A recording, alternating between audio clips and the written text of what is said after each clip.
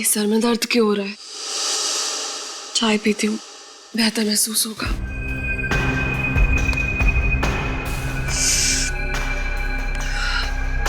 रामू, चाय बनी क्या?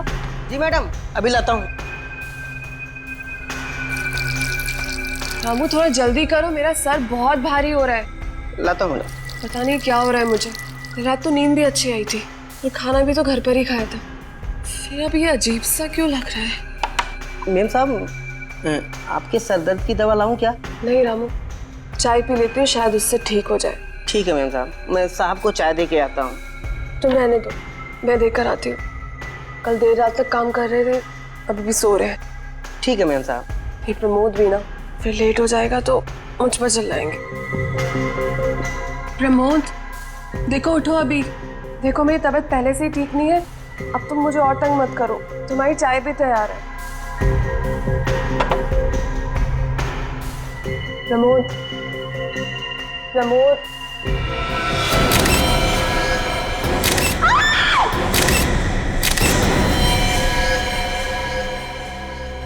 कैसे हो गया ये सब? मैम साहब, अपने आप को संभालिए, होनी को कौन टाल सकता है मैम साहब। लगता है काफी करीब से गोली मारी गई है छाती पे।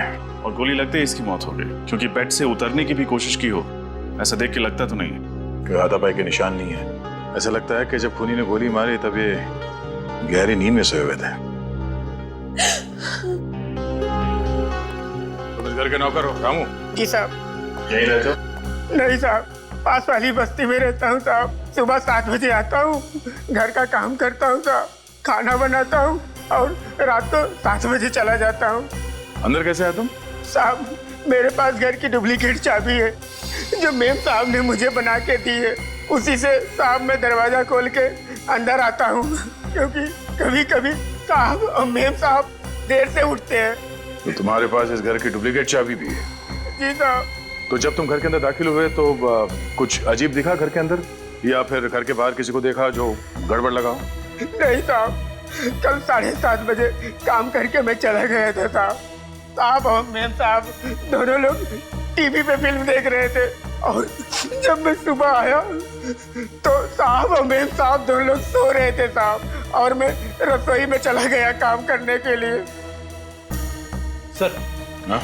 यहाँ पे तो कुछ नहीं है। कुछ नहीं है? पूरी घर की तलाशी लेते हैं, चलो।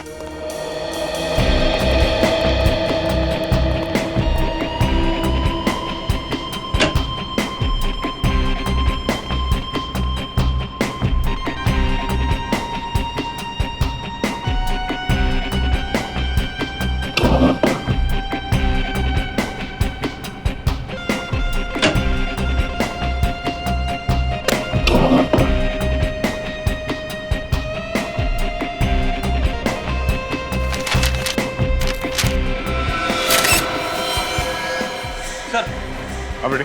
स्टडी रूम में से गन मिली है। गोली चली है? साहब, इस बंदूक के बारे में मैं कुछ नहीं जानता हूँ साहब। मैं बेकसूर हूँ साहब, मैं बहुत ईमानदार हूँ साहब, मैंने कुछ नहीं किया साहब। ये लो, हमने तो तुमसे कुछ पूछा ही नहीं और तुम खुद ब खुद बोल पड़े। अब तो हमारा शक यकीन पे बदल गया है। प्रमोद जी का खून तुम्ही ने किया है। नहीं साहब, मैंने कुछ नहीं किया साहब। सुरेखा जी, आपका क्या कहना है इस गन के बारे में? सुरेखा जी, मैं आपसे पूछ रहा हूँ, आपने गोली चलने की आवाज सुनी थी? नहीं, मैंने कोई आवाज नहीं सुनी। और ये गन कहाँ से आई मुझे ये भी नहीं मालूम। जिस कमरे में आप सो रही थी उसी कमरे में आपके पति प्रमोद की गोली मार के हत्या हुई और आपने गोली चलने की आवाज नहीं सुनी है? सर, वॉशिंग मशीन के अंदर ये खून से सने हुए कपड़े मिले। इस कपड़े को तो पहचानती हैं आप? हाँ, ये तो मेरी नाइट ड्रेस है, लेकिन इस पे खून कहाँ से आया? आप जवाब दीजिए, इसमें खून कहां से आया? मुझे नहीं पता इस पे खून कहाँ से आया। सुरेखा जी, आप झूठ बोल रही हैं। मैं आपसे झूठ क्यों बोलूंगी? क्योंकि आपने अपने पति प्रमोद का खून किया है। मैं क्यों अपने पति को मारूंगी? मैं तो उनसे बहुत प्यार करती थी। झूठ। मैं झूठ नहीं बोल रही हूँ, मैंने कुछ नहीं किया। मैं बिल्कुल निर्दोष हूँ, मेरी बात का यकीन कीजिए। कैसे मान ले कि आप निर्दोष हैं? जिस कमरे में आप सोई थी उसी कमरे में आपके पति का खून हो गया। आपने गोली चलने की आवाज नहीं सुनी। आपको यह तक नहीं पता कि आपके पति की मौत कब हुई है? मेम साहब सच बोल रही साहब। चुप। कब से काम कर रहे हो तुम यहाँ? 3 साल से साहब।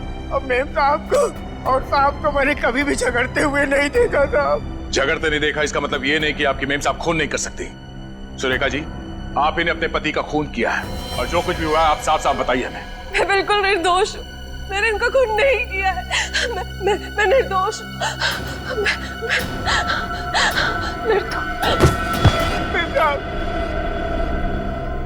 ये क्या? ये वाकई बेहोश हो गई है या बेहोश होने का नाटक कर रही है? एक काम करो, इन्हें अस्पताल लेके जाओ। सारे सबूत और प्रमोद की लाश को फॉरेंसिक लैब भिजवा दो। मेरा शक एकदम सही निकला। ये गोली जो प्रमोद के शरीर में से मिली है, ये इस पिस्टल से चली है और इस पिस्टल पर सुरेखा की उंगलियों के निशान है। क्या? सुरेखा के? और इस नाइटर्स पे जो खून लगा है वो किसका है? ये खून भी प्रमोद का ही है।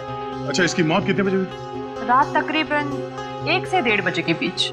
मतलब प्रमोद का खून सुरेखा नहीं किया है? लग तो कुछ ऐसे ही रहा है। हॉस्पिटल चलकर इस सुरेखा से मिलना पड़ेगा। सर, सारे सबूत सुरेखा की तरफ इशारा कर रहे हैं। मुझे तो लगता है उसने बेहोश होने का नाटक भी किया है।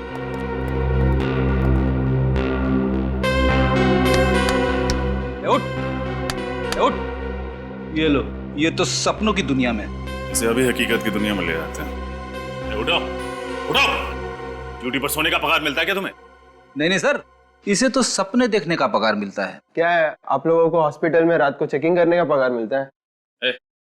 एक तो चोरी, ऊपर से सीना चोरी। हाँ? चोरी? कौन सी चोरी? मैंने कौन सी चोरी की? काम चोरी की है तुमने। जाओ ना, क्यों दिमाग खराब करते हो? वैसे भी पेशेंट को मिलने का टाइम खत्म हो गया। चलो कल 5 से 7 के बीच में आना। चलो, गुड नाइट।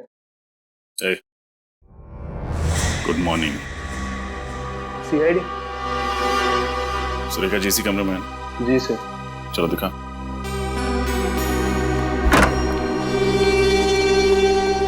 बेड तो खाली। सुरेखा कहाँ? रात को 11 बजे चेकिंग के समय तो मेम साहब कमरे में थी, अचानक किधर गायब हो गई? जो सवाल हमें तुमसे पूछना चाहिए वही सवाल तुम हमसे पूछ रहे हो। सर, हमें इस पूरे हॉस्पिटल की अच्छी तरीके से छानबीन करनी पड़ेगी। छानबीन तो करनी होगी। पूरा हॉस्पिटल छान मारो, देखो सुरेखा कहाँ।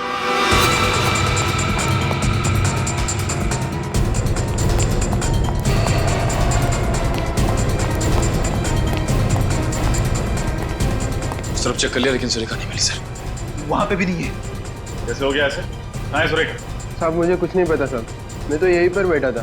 बैठे हुए नहीं थे, सोए हुए थे। ये कपड़े देखे तुमने? ऐसे ही कपड़े हॉस्पिटल में हर मरीज को दिए जाते हैं। हाँ सर। अगर सुरेखा के हॉस्पिटल वाले कपड़े ये हैं तो यहाँ क्या कर रहे हैं? जो कपड़े सुरेखा पहन के हॉस्पिटल में आई थी वो कहाँ है? वो कपड़े तो यहीं पर रखे थे। सुरेखा के हॉस्पिटल वाले कपड़े यहाँ और उसके पर्सनल कपड़े गायब। सुरेखा खुद के कपड़े पहन के रफू चक्कर हो गई सर। बिल्कुल सही कह रहे हो फ्रेडी। उसने बेहोश होने का नाटक किया ताकि हम उसे यहाँ हॉस्पिटल में भर्ती कराएं और मौका मिलते ही वो यहाँ से भाग जाए। सर, हो सकता है इस पूरे चक्कर में कोई और भी है जो सुरेखा का साथ दे रहा है। लेकिन कौन हो सकता है वो? कैसे पता चलेगा सर? इस पूरे हॉस्पिटल में लगे सीसीटीवी कैमरास की फुटेज देख के। चल। एक्सक्यूज मी, हमें पिछले 2-3 घंटे की सीसीटीवी फुटेज देखनी है। मगर आप लोग? हम लोग सीआईडी? 10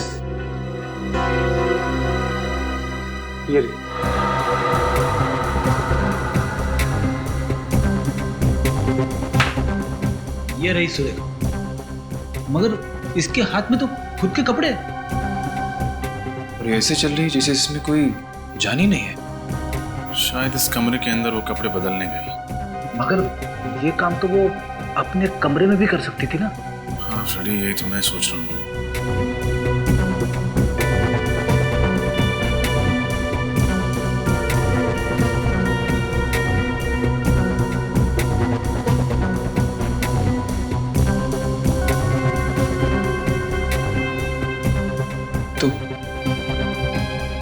ये सुरेखा तो हॉस्पिटल के गेट से बाहर चली गई। सुरेखा को अचानक हुआ क्या और हॉस्पिटल से निकल के वो गई कहाँ? पता नहीं किसकी नजर लग गई हमारी बेटी की खुशियों पर। उसका तो हंसता खेलता परिवार उजड़ गया। आप चिंता मत कीजिए माँ, भगवान पर भरोसा रखिए, सब ठीक हो जाएगा। इस वक्त कौन आ गया होगा, मैं देखती हूँ।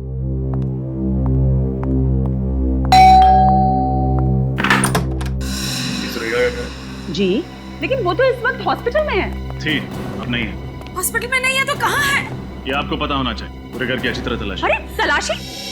एक सेकंड, ऐसे कैसे आप तलाशी ले सकते हैं? आप लोग हैं कौन? सीआईडी। सीआईडी? मगर आपको तो मालूम है कि वो अपने पति प्रमोद की लाश को देखकर बेहोश हो गई थी। सब नाटक था ताकि वो हॉस्पिटल में भर्ती हो सके और फिर हमारी आंखों में धूल झोंक कर वहां से भाग सके। लेकिन सुरेखा ऐसा करेगी क्यों? आप उस पर झूठा इल्जाम लगा रहे हैं। आप बहुत अच्छे से जानते हैं सुरेखा, आपकी तारीफ। सर, ये हमारी बहू है, अमेरिका से आई है अपने भाई की शादी के लिए। आप सुरेखा की भाभी? जी। आपके पति मतलब कि सुरेखा के भाई आपके साथ आए? जी, वो मेरे साथ नहीं आए, उन्हें कुछ जरूरी काम आ गया था, लेकिन अब वो फ्लाइट में बैठ चुके हैं, कल तक पहुंच जाएंगे। सर, सुरेखा घर में नहीं है। बताइए, कहाँ छुपा के रखा आपने अपनी बेटी को? मैं क्यों छुपाऊंगी सर? क्योंकि आपकी बेटी सुरेखा जी ने अपने ही पति का खून किया है। क्या? जी हाँ। एक मिनट, आप लोगों के पास सबूत क्या है कि सुरेखा ने ही प्रमोद का खून किया? मौका वारदात से जो हमें गन मिली उस पर सुरेखा की उंगलियों के निशान। उसके अलावा खून करते वक्त जो कपड़े उसने पहने थे वो खून से सने कपड़े उसी की वॉशिंग मशीन से बरामद हुए। नहीं सर, मेरी बेटी अपने पति का खून क्यों करेगी? भला कोई अपने ही हाथों से अपना सुहाग उजाड़ सकता है क्या? पैसों के लिए उजाड़ेगी। पैसों के लिए? जी हाँ, पैसों के लिए सगा भाई भाई का खून कर सकता है, तो एक पत्नी अपने पति का खून क्यों नहीं कर सकती? नहीं सर, सुरेखा को पैसे की कोई कमी नहीं थी। उसके पिताजी ने सारी जायदाद उसके नाम कर दी थी, बंगला, गाड़ी, सब कुछ। आपको यकीन नहीं आता है तो मैं कागजात आपको दिखा देती हूँ। देखिए, कहना तो नहीं चाहिए, लेकिन सुरेखा के पास प्रमोद से ज्यादा जायदाद थी, फिर वो पैसों के लिए उसका खून क्यों करेगी? इसका पता तो चल ही जाएगा। सर, इस सुरेखा को ढूंढेंगे किसे? कोई ना कोई रास्ता मिल ही जाएगा सुरेखा तक पहुंचने का। अब मैं अंदर आ सकता हूँ? आइए। क्या बात है? साहब, मैं सुरेखा जी के बारे में कुछ जानकारी देना चाहता हूँ। कौन है आप? सुरेखा को कैसे जानते हैं? साहब, मेरा नाम गौरव है। मेरी सुरेखा जी और प्रमोद जी के घर के पास ही किराने की दुकान है। वो अक्सर मेरी दुकान से ही खरीदारी करते। तो फिर? परसों रात में गांव के लिए ऑटो रिक्शा से स्टेशन जा रहा था। मेरी रात 2 बजे की ट्रेन थी। जब मैं घर से निकला तो मैंने देखा सुरेखा जी अपने घर के पास वाले पब्लिक पार्क में नंगे पैर नाच रही थी। क्या सुरेखा जी पब्लिक पार्क में नाच रही थी और वो भी नंगे पांव? साहब, मुझे भी बहुत अजीब सा लगा। रात के 1 बजे का वक्त थोड़ा ही होता है पब्लिक पार्क में नाचने का। एक मिनट, क्या कहा तुमने? कितने बजे? 1 बजे। रात के 1 बजे? जी हाँ। रात के 1 बजे सुरेखा पब्लिक पार्क में नाच रही थी नंगे पांव, और सचिन उसी वक्त।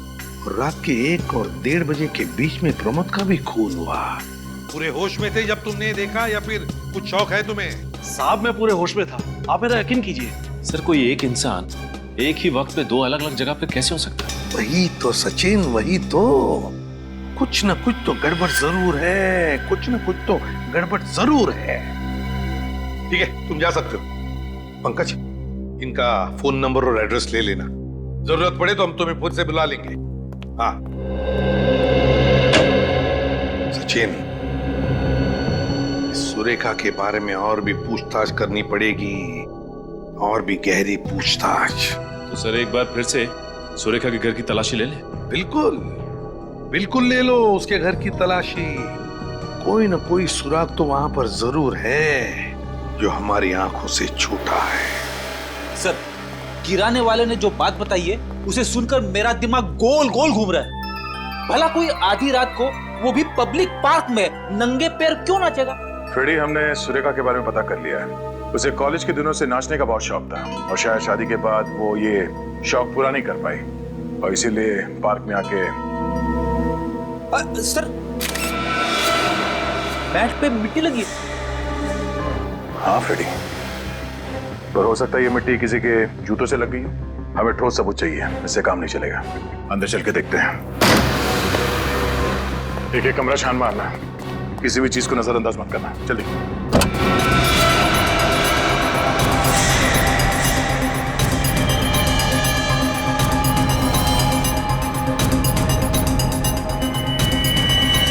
काला सलवार, सलवार में मिट्टी भी लगी हुई है। डॉक्टर सालों के हिसाब से प्रमोद की मौत रात 1 बजे के करीब हुई थी। और एक इंसान एक ही समय पे 2 जगहों पे कैसे हो सकता है?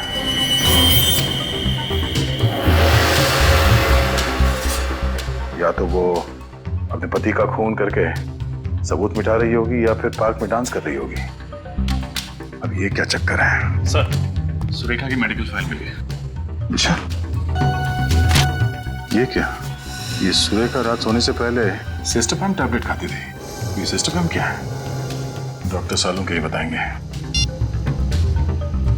डॉक्टर साहब, फिलहाल आप ये बताइए कि ये सिस्टोपैम नाम का जो टैबलेट है, ये किस चीज के लिए ली जाती है?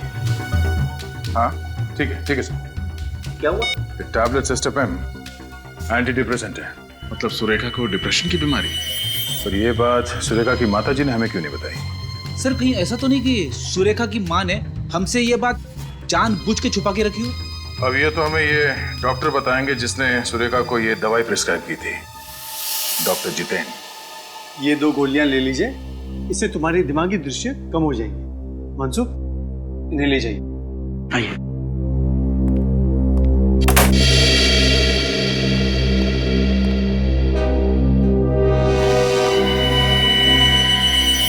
आप लोग अंदर कैसे आ गए? अपॉइंटमेंट ली? सॉरी आपको परेशान करने के लिए। दरअसल आपसे बहुत जरूरी काम था, इसलिए बिना अपॉइंटमेंट ही अंदर चले आए। कौन है आप लोग? मुझसे क्या चाहते हैं? हम लोग CID से। हमें आपकी पेशेंट सुरेखा के बारे में कुछ जानकारी चाहिए। सुरेखा? पूछिए, क्या पूछना है? आपने ही सुरेखा को ये एंटी डिप्रेसेंट टैबलेट सिस्टोपैम दिया था ना? हाँ, ये मैंने प्रिस्क्राइब की थी। डॉक्टर साहब, क्या आप बता सकते हैं कि सुरेखा को कौन सी बीमारी थी? देखिए, मैं एक साइकेट्रिस्ट हूँ और साइकेट्रिस्ट होने के नाते मैं अपने किसी भी मरीज के बारे में किसी को भी कुछ बताना उचित नहीं समझता। हम समझ सकते हैं, लेकिन सुरेखा के पति प्रमोद का खून हो गया, वो भी उन्हीं के घर में। खून हो गया? कब? परसों रात को। परसों रात को? और हमेशा के कि सुरेखा ने अपने पति का खून किया, और खून करने के बाद वो गायब हो गई। जी हाँ, दरअसल बात यह है कि सुरेखा हमारे सामने बेहोश हो गई और जब हमने उसे अस्पताल में भर्ती किया तो वो अस्पताल से भाग गई। भाग गई? डॉक्टर साहब, अगर आप हमें बता देंगे कि सुरेखा को क्या बीमारी है तो हमें केस सॉल्व करने में आसानी हो। देखिए, मैं कैसे? देखिए प्लीज, आप बताएंगे आपने उसे ये एंटी डिप्रेसेंट क्यों दी थी? क्या उसे किसी किस्म का डिप्रेशन था? जी, सुरेखा को डिप्रेशन नहीं था। सुरेखा को दरअसल नींद में चलने की बीमारी थी। नींद में चलने की बीमारी? जी। सर कहीं ऐसा तो नहीं कि सुरेखा ने नींद में ही अपने पति का खून कर दिया? डॉक्टर साहब, नींद में चलने वाला आदमी नींद में खून कर सकता है? वेल, हाँ भी और ना भी। मतलब क्या सुरेखा ने इससे पहले भी नींद में कोई अजीब सी हरकत की थी? प्रमोद ने मुझसे कहा था कि एक बार रात को जब उठा तो सुरेखा बिस्तर पे नहीं थी। पूरा घर छान मारने के बाद उसने देखा सुरेखा घर पर भी नहीं थी। फिर वो जब उसे ढूंढने के लिए बाहर निकले तो उसने देखा कि सुरेखा पब्लिक पार्क में नंगे पांव नाच रही थी। पब्लिक पार्क में नाच रही थी? जी। इसका मतलब सर किराने वाला सच बोल रहा था? उसे बचपन से नाचने का शौक भी तो था। ये मुमकिन है, क्योंकि इंसान अपने कॉन्शियस यानी सचेतन अवस्था में जो चीज पसंद करता है वही चीज वो अपने सबकॉन्शियस यानी अर्ध चेतन अवस्था में करता है, भले वो नींद में क्यों ना हो। लेकिन डॉक्टर साहब, नींद में कोई किसी का खून कर सकता है? वेल, इस संभावना को नकारना नहीं जा सकता, क्योंकि कुछ साल पहले अमेरिका में एक ऐसा केस हुआ था जहाँ पे एक आदमी ने अपने भाई का खून कर लिया और कोर्ट में यह साबित हुआ कि वो अपने भाई से बेहद नफरत करता था। इसलिए उसने अपने भाई को अपने सबकॉन्शियस यानी अर्ध चेतन अवस्था में मार डाला। लेकिन सर सुरेखा की बातों से तो ऐसा लग रहा था कि वो अपने पति से बहुत प्यार करती थी। समझ में नहीं आ रहा। डॉक्टर साहब, जहां तक मुझे पता है अर्ध चेतन अवस्था में कोई आदमी चीजों को छुपाएगा नहीं। Am I right? ठीक कह रहे हैं आप। अजीब बात है, हमें गन मिली कचरे के डब्बे में बहुत सारे कागजों के नीचे छुपाई हुई, और खून से सना हुआ नाइट ड्रेस मिला, वो भी वॉशिंग मशीन के अंदर बहुत सारे कपड़ों के नीचे छुपाया हुआ। और सर किराने वाले के हिसाब से तो जब प्रमोद का खून हुआ तब तो सुरेखा पब्लिक पार्क में नाच रही थी। वही तो, एक ही आदमी एक ही समय पर दो जगहों पर कैसे हो सकता है? अजीब चक्कर है। कोई ऐसा तो नहीं कि सुरेखा की इस बीमारी का कोई और ही फायदा उठा रहा है? हो सकता है, और अगर ऐसा है तो हमें जल्द से जल्द सुरेखा को ढूंढना होगा, क्योंकि अब उसकी जान को खतरा हो सकता है। सर, हाँ सर, उस रात जब सुरेखा जी हॉस्पिटल से गायब हुई थी तो इस रिक्शा वाले ने उन्हें देखा था। तुमने सुरेखा को देखा था? जी साहब, और वो मैडम बड़ी अजीब तरीके से चल रही थी। अजीब तरीके से मतलब खोई खोई भी लग रही थी। खोई हुई सी लग रही थी? जी हाँ, और एक बात और, एक आदमी उनका पीछा भी कर रहा था। एक आदमी उसका पीछा कर रहा था? जी हाँ। तो क्या तुमने उस आदमी को देखा है? जी। तो उसकी शक्ल बनवा सकते हो, स्केच? जी हाँ, बिल्कुल बनवा सकता हूँ। वो आदमी ऐसा ही दिखता है? जी हाँ, बिल्कुल ऐसा ही दिख रहा था। लाइए, दीजिए।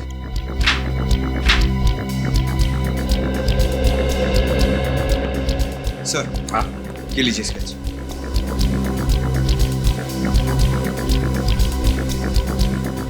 अच्छा, तो ये है वो आदमी जो सुरेखा का पीछा कर रहा था। रेडी? क्या हुआ? कुछ नहीं सर। सर, इस आदमी को मैंने कहीं देखा है। तुमने देखा इस आदमी को? हाँ सर। कहाँ पर? याद करो, याद करके बताओ। याद आया सर, इस आदमी को मैंने डॉक्टर जितेन के कैबिन में से बाहर निकलते हुए देखा। डॉक्टर जितेन के कैबिन से बाहर निकलते हुए देखा था इसे?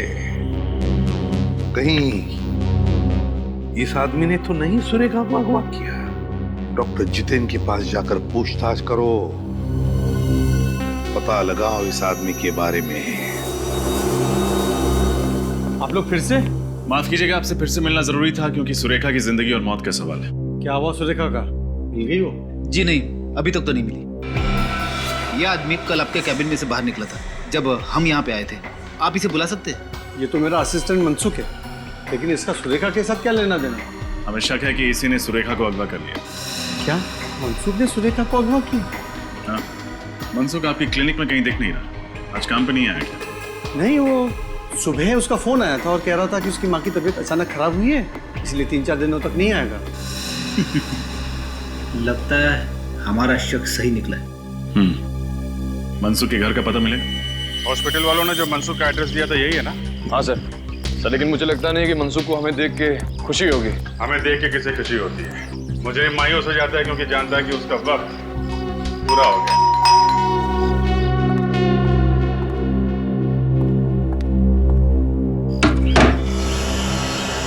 मनसुख है घर में?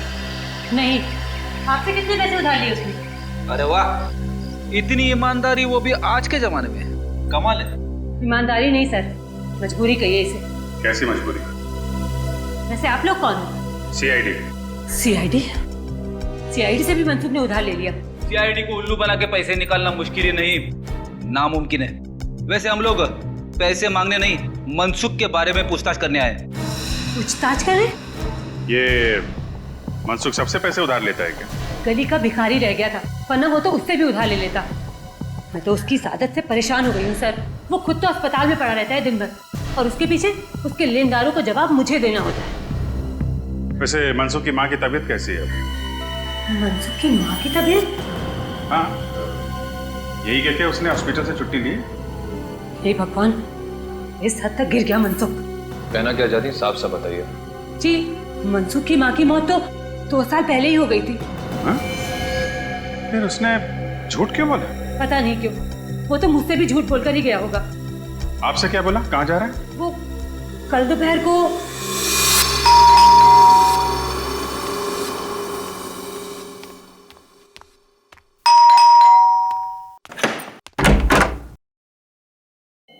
आ गए तुम?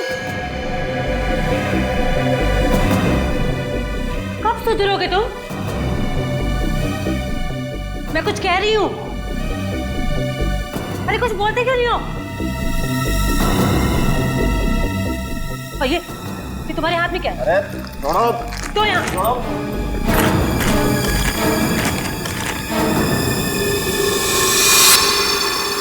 इतने सारे पैसे? अब चोरी भी शुरू कर दी है क्या तुमने? यहाँ पे मैं तुम्हारे कर्जदारों से परेशान हो गई हूँ, और तुम? अरे अपनी बकवास बंद करो। जाओ। जाओ जाके मेरा सामान पैक करो, मुझे दिल्ली जाना है। दिल्ली जाना है? क्यों जाना है? अरे हॉस्पिटल का कुछ सामान खरीदना है, ये वैसे मुझे डॉक्टर साहब ने दिए। अब जाओ ना, जाओ जल्दी करो, जाओ। हॉस्पिटल से कह के गया कि माँ की तबीयत खराब है, इनसे बोल के गया कि दिल्ली जा रहा है हॉस्पिटल का सामान लाने। सर मुझे लगता है सुरेखा और प्रमोद के केस में जरूर इस मनसुख का हाथ है। हाँ सर, इस केस से मनसुख का कुछ न कुछ तो कनेक्शन जरूर है। ये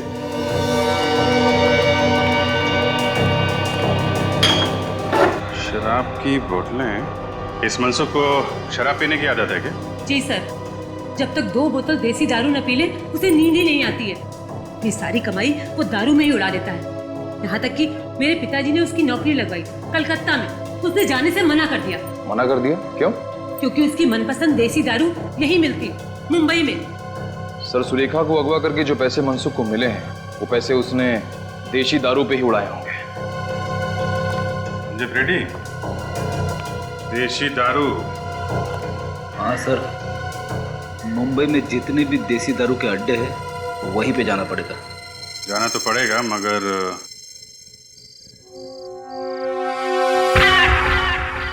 गुड। अच्छा, याद है ना तुम्हें क्या करना है? हाँ, मनसुख के बारे में पूछताछ करनी है। Very good. और अगर कोई पूछे कि तुम कौन हो तो यही कि मैं एक सीआईडी ऑफिसर फ्रेडी हूँ। तेरे की, तुम फ्रेडी नहीं हो, तुम एक टपोरी हो, पप्पू टपोरी, समझे? आई एम सॉरी सर, मैं तो भूल ही गया, मैं पप्पू टपोरी और मैं कल्लू टपोरी। ठीक है, सिर्फ इतना याद रखना कि तुम मुन्ना भाई के गैंग के आदमी हो और मनसुख को ढूंढ रहे हो, क्योंकि मनसुख ने मुन्ना भाई से पैसे उधार लिए हैं लेकिन वापस नहीं लौटाया है। समझ गए सर? गुड। अब जाओ और ओवर एक्टिंग मत करना, समझे? जैसे ही कुछ पता चले मुझे फोन करना। निकल लो।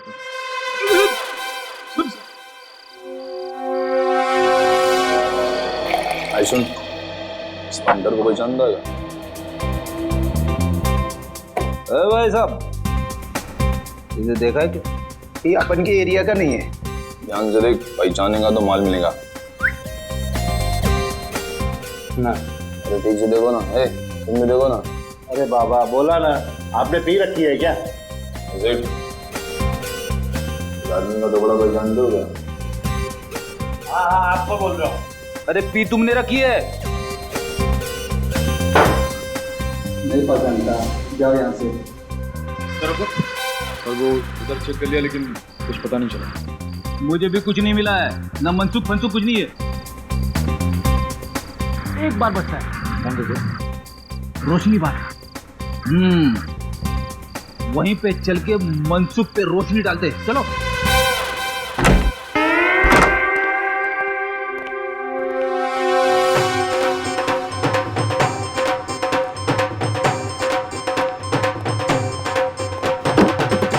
अरे फटाफट बोल, क्या चाहिए? मौसमी, नारंगी, अंगूरी?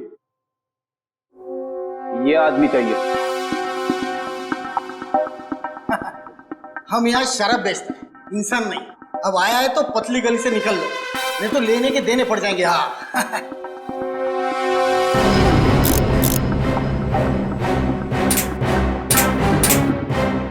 एक गोली शरीर के अंदर जाएगा और तुम 4 कंधे पे इधर से बाहर जाएंगा।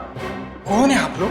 अपन पप्पू टपोरी और ये कल्लू टपोरी, मुन्ना भाई के पंटर है दोनों। मुन्ना भाई? पहली बार नाम सुना है मैंने। बड़ा डेंजर आदमी है, लोग उसका नाम लेने से डरते हैं। कोई उसका नाम लेगा नहीं तो तुम सुनेगा कैसे? अच्छा, ऐसा है क्या? अब चल फटाफट बता, मनसुख पिछले 10 घंटे में इधर आया था कि नहीं आया था? देख, उसने मुन्ना भाई से पैसे उधार लिए और फिर गायब हो गया, समझा? देख, अगर तुम अपन को बताएगा कि मनसुख किस कोने में गिरा पड़ा है तो अपन तेरे को मालामाल कर देगा। सचमुच? तुम अपन को इनाम देगा तो अपन तुम्हारा काम क्यों नहीं करेगा? फटाफट बता, मनसुख किधर है? कल रात को मनसुख इधर आया था। हाँ, फुल 2000 रुपया और रहने के लिए कमरा मांगा। अपन ने सिर्फ 500 रुपए में उसको पीछे वाला खोली दिया सोने के वास्ते यार। अब चल फटाफट दिखा उसका खोली किधर है। अपना धंधे का टाइम है ना, अपन अभी नहीं आ सकता है यार। अभी नहीं तो कभी नहीं। वाह, वो नहीं तो हो गया। आइए दिखाता हूं मैं आपको।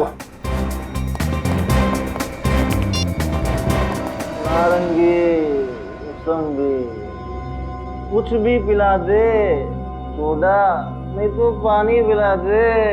ना ना ना, ना सोडा ना पानी, अपन को तो सिर्फ दारू पिला दे। आज तो अपन फटे तक दारू पिएगा। बहुत सारा माल है अपने पास, बहुत सारा। ओ नहीं,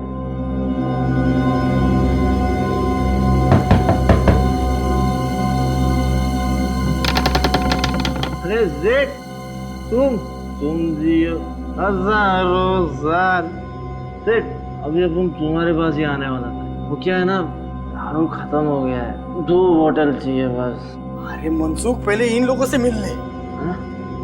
कौन है लोग, यहाँ क्या कर रहे? सेठ, मैंने तुमको एक कमरे का पूरा भाड़ा दिया है, वो भी एडवांस में। इस कमरे में से मैं ही रहूंगा। हाँ। अरे मनसुख, तेरी बकवास बंद कर और इनकी बात मान ले। जो मानो इनकी बात में? कौन है ये लोग? अरे ये मुन्ना भाई के आदमी लोग हैं। मुन्ना भाई? कौन मुन्ना भाई? वही मुन्ना भाई जिससे तूने पैसे उधार लिए थे। अरे इनके पैसे लौटा दे वरना तेरी हड्डी पसली एक कर देंगे ये। लेकिन मैं किसी मुन्ना भाई को जानता ही नहीं, ना मैंने किसी मुन्ना भाई से पैसे उधार लिए। देखिए, आप लोगों को कोई गलत फहमी हुई है, आप लोग जाइए, जाइए। आप जाएंगे, लेकिन पहले तुझे साथ लेके जाएंगे सीआईडी ब्यूरो। सीआईडी? आप लोग सीआईडी से? हे भगवान, कहाँ फंस गया मैं? लोगों को दारू पिला के उनके घर बर्बाद करते हो, तुम्हारा तो भविष्य हम बर्बाद करेंगे। सीआईडी वाले को क्या हुआ? मैंने कोई गुनाह नहीं किया है, कोई गलत काम नहीं किया है मैंने। सब याद आ जाएगा, पहले तुम्हारा नशा उतारना पड़ेगा। सुरेखा को किडनैप किया, उसके पति का खून किया तूने? नहीं सर, तो प्रमोद के खून से मेरा कोई लेना देना नहीं है सर। मैं कसम खाकर कह रहा हूँ, मुझे इस बारे में कुछ नहीं पता सर। अच्छा, तो जब सुरेखा हॉस्पिटल से बाहर गई तब तुमने उसका पीछा क्यों किया? सर, सुरेखा को नींद में चलने की बीमारी थी। उन्हें पता था कि वो रात को नींद में चलकर हॉस्पिटल से बाहर आएगी, इसलिए उन्होंने मुझे पीछा करने को कहा सर। किसने? कौन था वो आदमी? सर, करीब 25-27 साल का आदमी था। उसका कद छोटा था सर। नाम? मुझे उसका नाम नहीं पता सर। सर, उसने मुझसे कहा कि वो सुरेखा का दोस्त है और वो सुरेखा की सुरक्षा की चिंता करता है सर। तो तुमने ये काम उसकी मदद के लिए किया है? तो ये दारू के पैसे कहाँ से आए? कर्जदारों के पैसे कहाँ से चुकाने वाले थे तुम? मैं मानता हूँ कि मैंने ये काम पैसों के लिए किया, पर सर मैंने किसी का खून नहीं किया है सर। सर, सुरेखा को बंगले में छोड़ने के बाद मुझे सुनने में आया कि सुरेखा के पति प्रमोद का खून हो गया है। सर, सीआईडी वालों को सुरेखा पर शक है। मैं डर गया था सर। मुझे लगा कि जब तक ये मामला ठंडा नहीं हो जाता मैं पैसे लेकर कुछ दिनों के लिए गायब हो जाता हूँ। बस सर, मैंने कुछ नहीं किया है सर। सर, आपको लगता है आदमी सच बोल रहा है? 25-27 साल का छोटे कद का आदमी जो अपने आप को सुरेखा जी का दोस्त कहता है, कौन आ सकता है? उसने इस काम के लिए तुम्हें क्यों चुना? क्योंकि सर, मैं साइकोलॉजिस्ट डॉक्टर जितेन की क्लिनिक में कई सालों से काम कर रहा हूँ। मुझे मालूम था कि सुरेखा उनकी पेशेंट है। मैं उनकी बीमारी से अच्छी तरह से वाकिफ था और सर वो मुझे पहचानती थी, इसलिए मुझे पता था कि जब वो जागेगी वो मुझे देखकर चौंकेगी नहीं। क्या मतलब है तुम्हारा? दरअसल सर, ऐसे मरीज नींद में कहीं भी चले जाते और जागने के बाद अगर वो अपने आप को किसी अनजान जगह या अनजान लोगों के बीच पाते तो बौखला जाते सर वो। और सुरेखा मुझे जानती थी, इसलिए मुझे पता था कि ऐसी कोई तकलीफ नहीं होगी सर। इस वक्त सुरेखा कहाँ है? सर, मुझे नहीं पता, मुझे कुछ नहीं पता सर। सर, उस आदमी ने मुझे कहा कि सुरेखा जी जब जाग जाए तो उसे समझा बुझाकर एक बंगले में छोड़कर आना। सर, उसके बाद क्या हुआ मुझे कुछ नहीं पता सर, मैं सच कह रहा हूँ। सर, कहीं सुरेखा अभी भी उस बंगले में तो नहीं है? कहाँ है वो बंगलो जहाँ तुमने सुरेखा को छोड़ा था?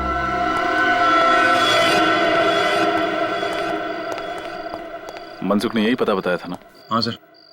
तो दरवाजा तोड़ दें या बिल मार के दरवाजा खुलने का इंतजार करें? पहले सीधी उंगली से घी निकालने की कोशिश करते हैं, जरूरत पड़ी तो उंगली टेढ़ी कर देंगे।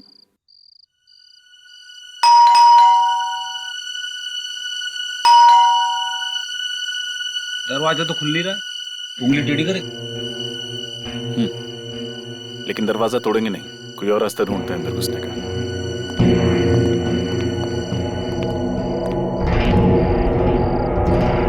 सर ये तो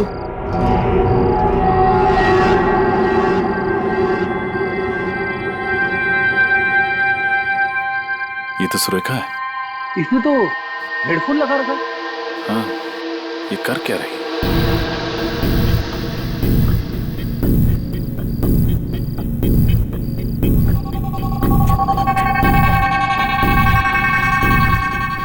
सर ये तो पंखे पे लटकने की तैयारी कर रही है। अंदर चलो। सुरेखा, सुरेखा उठो। ठीक है, पानी लो। मैं सुरेखा हूँ। मैं गले में फांसी का फंदा डालकर आत्महत्या करना चाहती हूँ। सुरेखा, सुरेखा होश में आओ, उठो।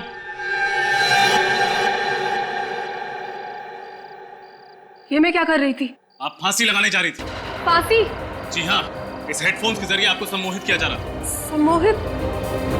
मैं सुरेखा हूँ। मैं गले में फांसी का फंदा डालकर आत्महत्या करना चाहती हूँ। मगर सर, ये आवाज तो सुरेखा की नहीं है, किसी और लड़की की है। हो सकता है ये जो कोई भी लड़की है, वे नहीं चाहती कि सुरेखा जिंदा रहे और उसी ने इनके पति प्रमोद का खून किया। हो सकता है। ये सब क्या हो रहा है मेरे साथ? मुझे कुछ समझ में नहीं आ रहा। आप घबराइए मत, हम इस सब की तह तक पहुंचे।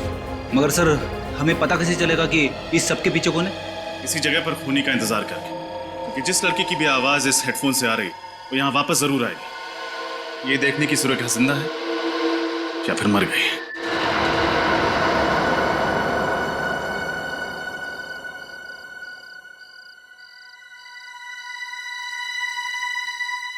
2 घंटे हो गए सर, अभी तक तो कोई नहीं आया। सब्र करो फ्रेडी, सब्र का फल मीठा होता है। सब मेरे साथ ही क्यों होता है? संभालिए अपने आप को सुरेखा।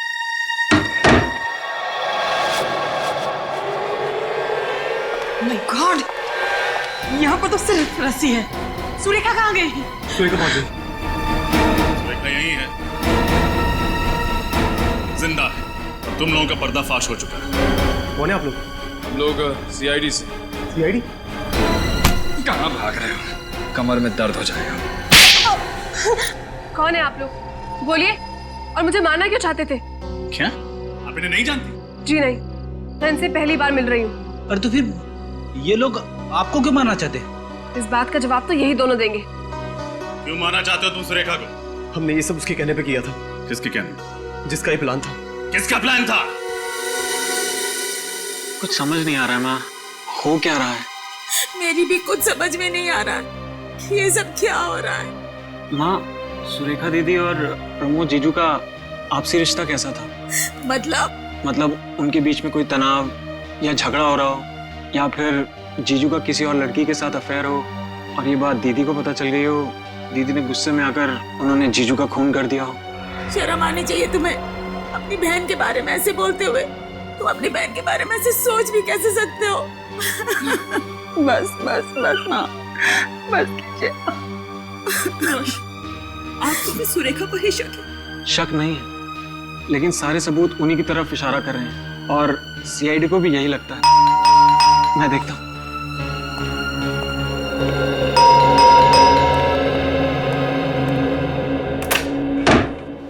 जी गई।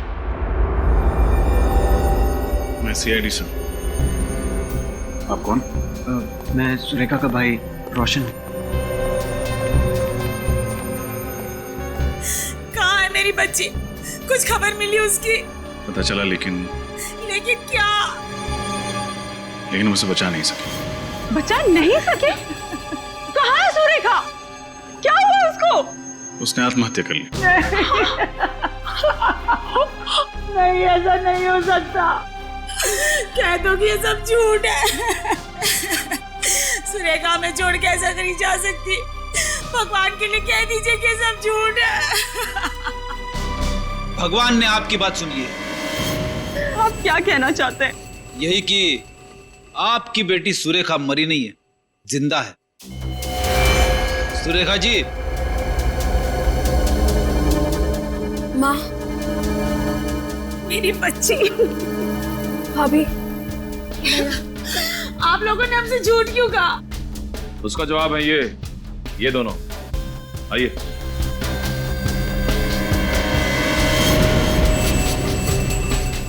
भैया, माफ करना दीदी। स्वाति जी, भागने की कोशिश बेकार है, सो प्लीज अब बताओ, क्या दुश्मनी थी तुम्हारी प्रमोद के साथ जो तुमने उसका खून किया? नहीं सर, प्रमोद से मेरी कोई दुश्मनी नहीं थी। मुझे तो परेशानी उस सुरेखा से थी। परेशानी? वो भी सुरेखा से? सुरेखा तो तुम्हारे पति की बहन है ना? परेशानी खड़ी की थी मेरे ससुर जी ने, जिन्होंने अपनी सारी की सारी जायदाद अपनी बेटी उस सुरेखा के नाम कर दी थी, और अपने बेटे यानी कि मेरे पति, उनको एक फूटी कौड़ी नहीं थी। जो बात मेरे बर्दाश्त के बिल्कुल बाहर थी। मगर प्रमोद ने क्या बिगाड़ा था तुम्हारा? उसका खून क्यों किया? क्योंकि मैं एक तीर से दो शिकार करना चाहती थी। एक तो प्रमोद का खून और दूसरा उसका इल्जाम सुरेखा पर। इससे सारा का सारा पैसा मेरे पति का हो जाता, सारी की सारी जायदाद मेरे पति को मिल जाती। और सुरेखा को नींद में चलने की बीमारी है, ये बात तुम्हें कैसे पता चली? मेरी होने वाली भाभी प्रिया, ये उसी हॉस्पिटल में काम करती थी जहां पर सुरेखा का इलाज चल रहा था। किसी ने उसे वहां देखा था और मुझे तुरंत बताया। मैंने ही इससे सुरेखा की बीमारी के बारे में और पता करने के लिए कहा था। वाह रे वाह प्रिया, वाह, अच्छा साथ दिया तुमने। और जैसे ही तुम्हें सुरेखा की बीमारी के बारे में पता चल गया, तुम्हारे दिमाग में वो घिनौना प्लान आ गया है ना? हाँ, मैंने इंतजार किया उस रात का, जब सुरेखा नींद में चलते चलते सामने के पब्लिक पार्क में जाकर नंगे पांव नाचने लगे। फिर मैंने प्रिया और राजेंद्र की मदद लेकर प्रमोद का खून करवा दिया। प्रमोद पर गोली किसने चलाई? गोली राजेंद्र ने चलाई थी। तो फिर सुरेखा के उंगलियों के निशान पिस्तौल पे कैसे आए? मैं अच्छे से जानती थी कि सुरेखा जब नींद की अवस्था में चलते चलते बाहर जाएगी तो वो कपड़े जरूर बदलेगी, इसलिए मैंने उसके कपड़ों के ऊपर पिस्तौल रख दी थी। और उसने वही किया जो मैं चाहती थी। उसने कपड़ों के ऊपर से पिस्तौल उठाई और उसकी उंगलियों के निशान उस पर आ गए। सब कुछ प्लान के मुताबिक चल रहा था, यहाँ तक कि सुरेखा के आत्महत्या का प्लान भी। पर पता नहीं आप लोग कहाँ से आ गए और सारा प्लान चौपट हो गया। चौपट तो तुम तीनों की जिंदगी हो गई। जिस दिन हम तुम्हारे प्लान के बारे में सब कुछ समझ गए, बस तुम्हारे मुंह से सुनना चाहते थे। अब शायद तुम तीनों को फांसी ही होगी, तब तक जेल की सलाखों के पीछे सड़ते बैठना। 9, 8, 7, 6, 5, 4, 3, 2, 1।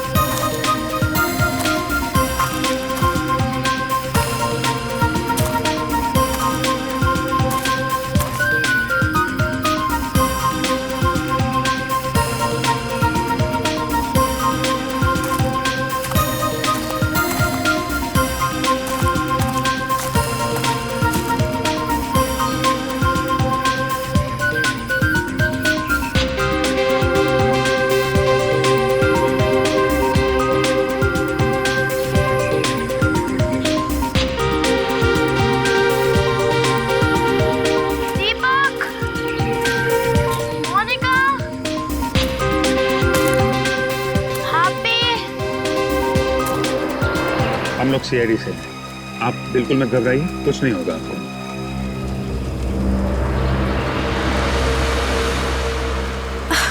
मुझे कुछ याद नहीं आ रहा है, कुछ याद नहीं मुझे। आप यहाँ पहुंची कैसे? नहीं पता। आपको अपना नाम तो याद होगा? नाम नाम नहीं, नाम नाम क्या है? नहीं पता। मैं कौन हूँ और कहाँ से आई, मैं यहाँ कैसे पहुंची, मुझे कुछ नहीं पता।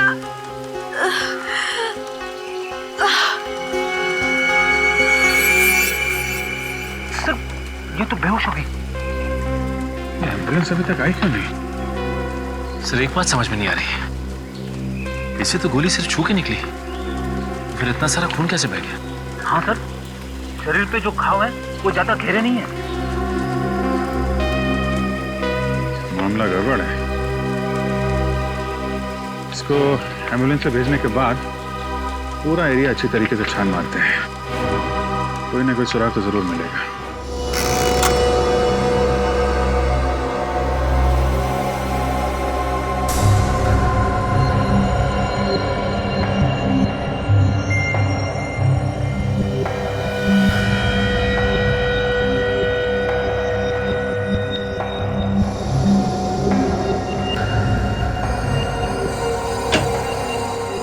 क्या अगर इन्फॉर्मेशन तो जल्दी बता देने तो मैं चला जाता हूँ, मेरे पास वक्त नहीं है। अरे यार, तुम्हारी आदत पड़ गई है बॉस, हमेशा घोड़े पर सवार होकर के आते हो। अब इसमें वक्त लगेगा तो लगेगा, मैं इसमें क्या कर सकता हूँ? सर, उसके शरीर में से हमें ये कांच के छोटे छोटे टुकड़े मिले, शायद किसी खिड़की या टेबल के हो सकता है। कांच के टुकड़े खिड़की या टेबल के? तो फिर हमला कमरे के अंदर ही हुआ है, घर के अंदर।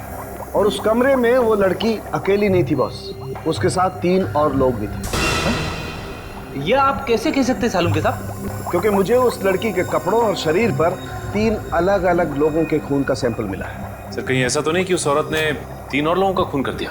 ये भी तो हो सकता है सचिन, कि वो 3 लोग इस लड़की के साथ थे और उन पर भी हमला हुआ। लेकिन ये लड़की है कौन? है कौन ये लड़की? और है कौन वो 3 लोग? पता लगाना पड़ेगा।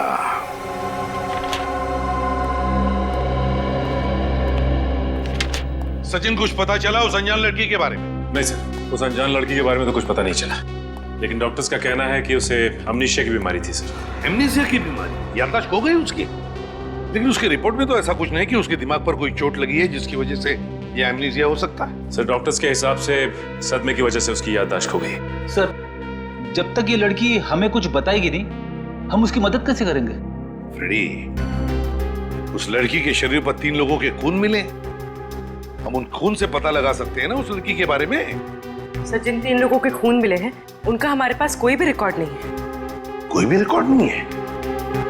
किसी भी हालत में इस लड़की के बारे में हमें पता लगाना ही होगा, क्योंकि उसके साथ जो भी लोग थे, हो सकता है उनकी भी जान को खतरा है। सर, जहाँ से हमें ये लड़की मिली थी उस इलाके में हमने पूछताछ की है, मगर वहां उसे कोई भी नहीं जानता। लड़की को कोई भी नहीं जानता?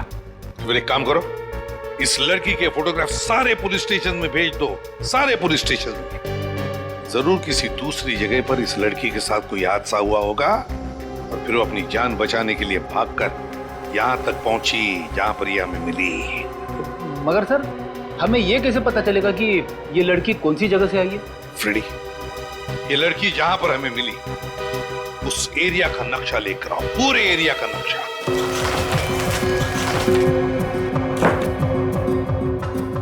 वो लड़की मिली हमें यहाँ पर, यहाँ जंगल वाले इलाके में, है ना? अभी जंगल के बाएं तरफ है इंडस्ट्रियल एरिया, मतलब फैक्ट्रीज, दाएं तरफ है फार्म हाउसेज और पश्चिम की दिशा में यहाँ पर कमर्शियल एरिया, मतलब मार्केट। पूरे एरिया की एक एक जगह का फोटोग्राफ निकालो, एक एक जगह का फोटोग्राफ, और वो सारे के सारे फोटोग्राफ्स उस लड़की को दिखाओ। जरूर कुछ न कुछ तो याद आएगा ही आएगा। नर्स, ये 2 गोली अभी दे देना और 2 गोली 1.5 घंटे के बाद में देना, ठीक है? और हाँ, हर 3 घंटे में इनका ब्लड प्रेशर चेक करते रहना। डॉक्टर साहब कैसी तबीयत है इनकी? बात कर सकते हैं इनसे? बात तो कर सकते हैं, मगर इनकी दिमागी हालत बहुत ही नाजुक है और फिलहाल ये अपने दिमाग पे जोर ना डाले तो बेहतर होगा। नहीं, हम लोग आराम से बात करेंगे। ओके।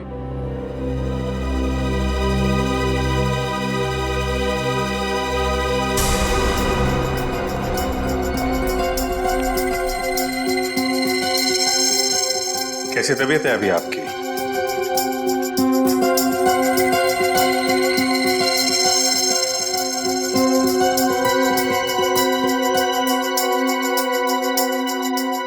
ये आपके लिए।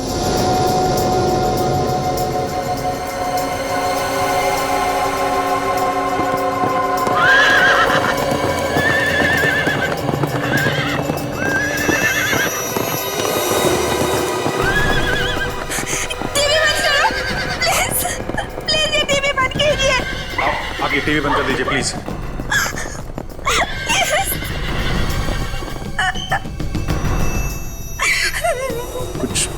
कुछ याद आया क्या आपको?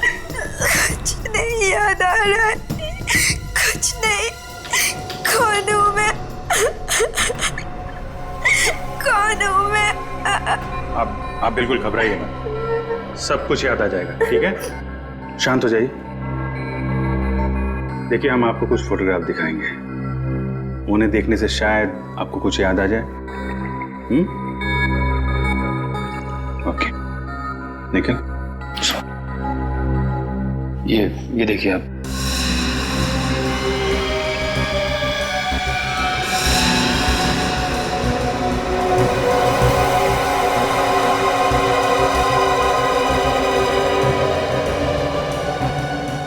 निखिल 1 मिनट, वो बल्लारा रोड वाली फोटो फिर से दिखाना। कुछ याद आता है क्या आपको इस फोटोग्राफ को देख के? कुछ याद तो नहीं आ रहा है, लेकिन ये फोटो देख के अजीब सा लग रहा है।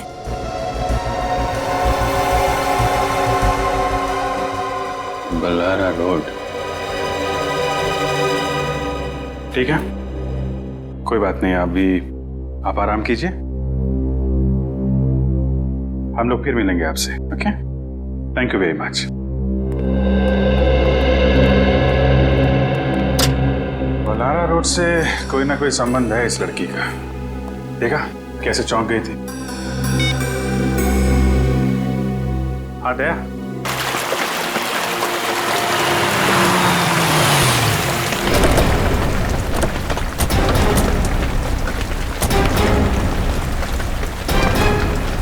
बल्लारा सी तो यही है। इसी जगह का फोटो देख के घबरा गई थी वो लड़की। यहाँ आसपास लोगों से पूछताछ करते हैं, देखते हैं कोई जानता है क्या लड़की को। सुनिए भाई साहब, आपने इस लड़की को यहाँ पर देखा? नहीं सर, मैंने गौर से देखिए ना, यहाँ पर कहीं आसपास। नहीं।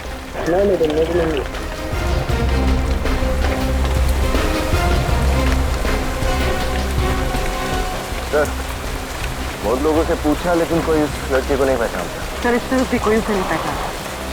इसका मतलब है वो लड़की यहाँ आसपास नहीं रहती, वरना जरूर कोई ना कोई उसे पहचान लेता है। तो फिर सर वो इस जगह का फोटो देख के घबराई क्यों? ऐसा क्या है इस जगह में? हो सकता है कि उसने इस जगह के आसपास कहीं खून किया हो या उस पर यहाँ हमला हुआ हो। मगर हमें ये कैसे पता चलेगा कि वो जगह कौन सी थी? एक मिनट। हॉस्पिटल में ये लड़की अचानक टीवी देखते देखते परेशान हो गई थी। उसने कहा था टीवी बंद करने के लिए। हाँ सर, बहुत बेचैन सी हो गई थी और उस वक्त टीवी पर घोड़ों की डॉक्यूमेंट्री के ऊपर फिल्म आ रही थी। हाँ सर। तो घोड़ों को देखकर बेचैन क्यों हो गया? यहाँ पे आसपास ऐसी कोई जगह है जहाँ पे घोड़े हैं? सर, यहाँ से 1 किलोमीटर दूर उधर एक फार्म हाउस है जहाँ पर घोड़े हैं। चलो वहीं चल के देखते हैं, क्या फार्म हाउस में कुछ हुआ होगा।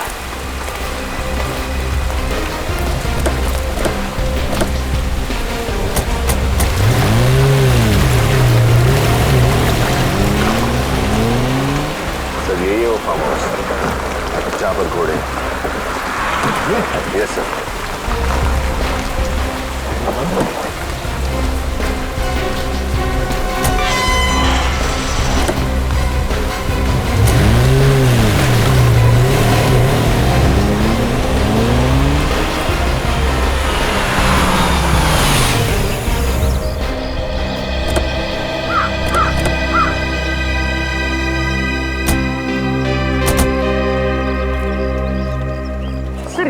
फार्म हाउस है, गेट पर कोई सिक्योरिटी गार्ड नहीं, यहाँ पर कोई केयरटेकर भी नहीं है।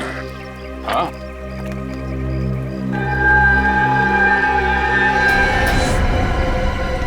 कौन इस तरफ से आ रहा है?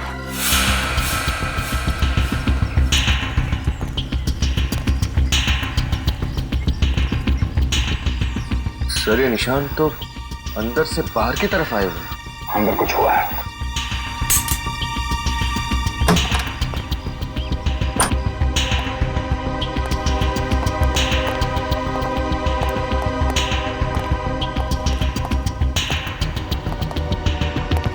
कमरे की हालत देखकर लगता है कि यहाँ पे बहुत खून खराबा हाथापाई हुई थी।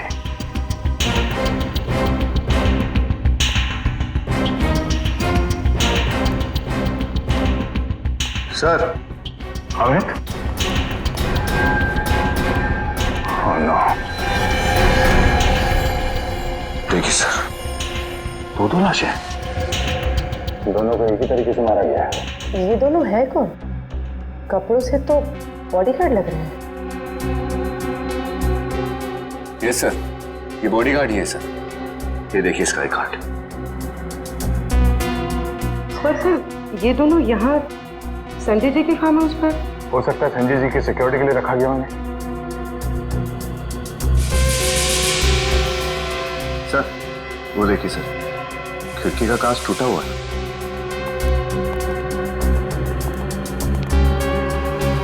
कांच टूटा नहीं है बनी, काटा गया है। वैक्यूम कटर से ग्लास को काट दिया गया, हाथ अंदर डाला, ये लाच खोला और खून इस खिड़की से अंदर आया। फिर तो हो सकता है सर बॉडीगार्ड्स ने उस खूनी को देख लिया होगा, इसलिए उसने इन्हें गोली मार दी। हो सकता है। एक काम करो, घर की अच्छी तरह से तलाशी लो, देखो कुछ मिलता है क्या।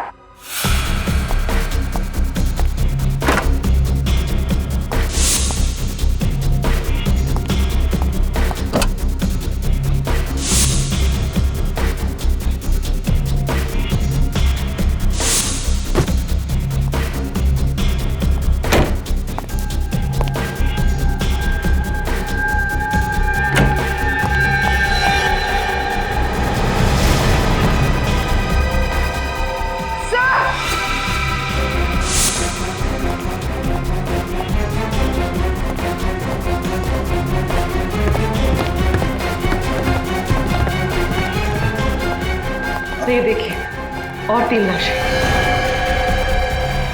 इन तीनों को भी बिल्कुल वैसे ही मारा गया है जैसे नीचे इन बॉडीगार्ड्स को। एक गोली माथे पर और दूसरी छाती में।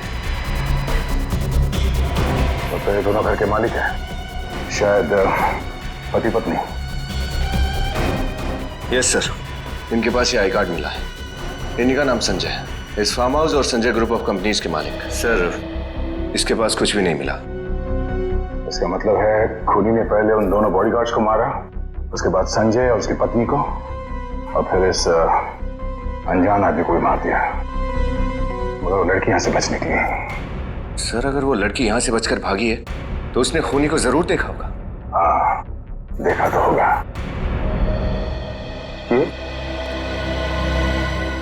ये क्या? गोली?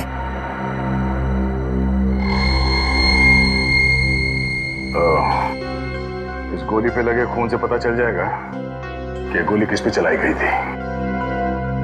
मगर सर ये खून हुए ही क्यों?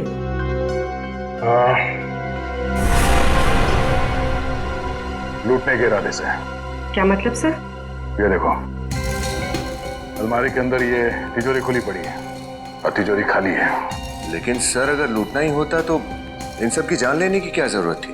इन सबको बांध के भी लूटा जा सकता था। हाँ, ये बात तो है।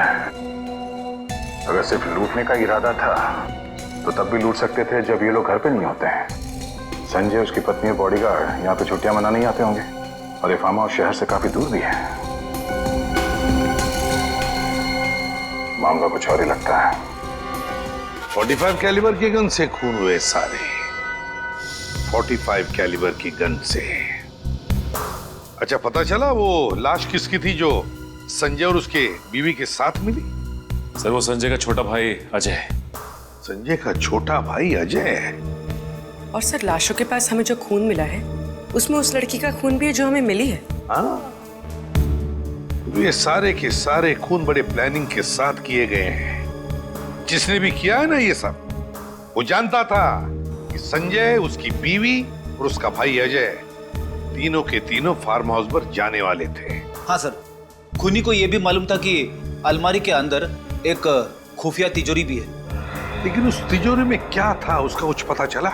सर, संजय के मैनेजर ने बताया कि तिजोरी के अंदर 20 से 30 लाख रुपए थे।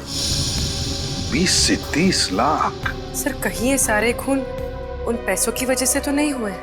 पूरी मान लिया कि उसने खून पैसों के लिए किया, तो फिर वो पैसा गया कहाँ? और फिर वो गन, सबसे इंपॉर्टेंट चीज, वो गन जिससे खून हुए, वो कहाँ गई? सर, हो सकता है उसका कोई साथी हो जो पैसे और गन दोनों लेके फरार हो गए। नहीं सचिन, मुझे नहीं लगता उसका कोई साथी था। अगर कोई साथी था भी तो क्या उसे अकेले छोड़ जाता ताकि हम उसे पकड़ लें? और फिर उसे ये थोड़ी पता था कि वो अपनी याददाश्त खो बैठने वाली है। नहीं नहीं नहीं, नहीं, ये कुछ और ही चक्कर है, कुछ और ही चक्कर है। आओ बैठो। पूरी, तो अब कैसी हो तुम? पहले से बेहतर हूँ। देखो, अब देखो इन फोटोज को, अच्छी तरह से देखो, गौर से देखो और याद करने की कोशिश करो।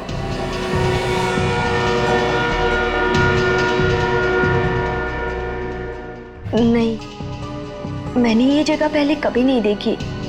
ठीक है, आगे दिखाओ।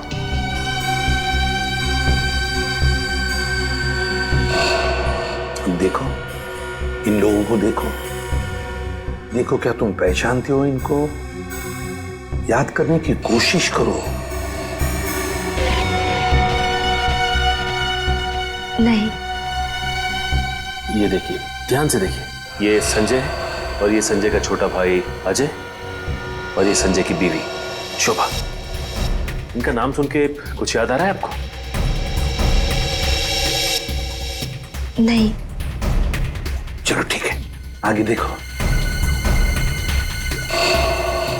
ये है ना, ये वो जगह है, वो फार्म हाउस है जहां पर तुम पे हमला हुआ था।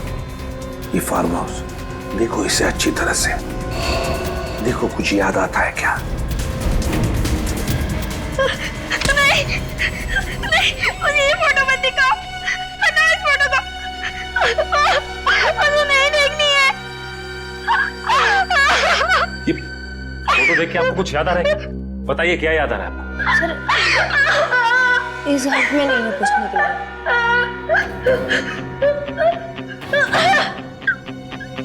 जल्दी जा।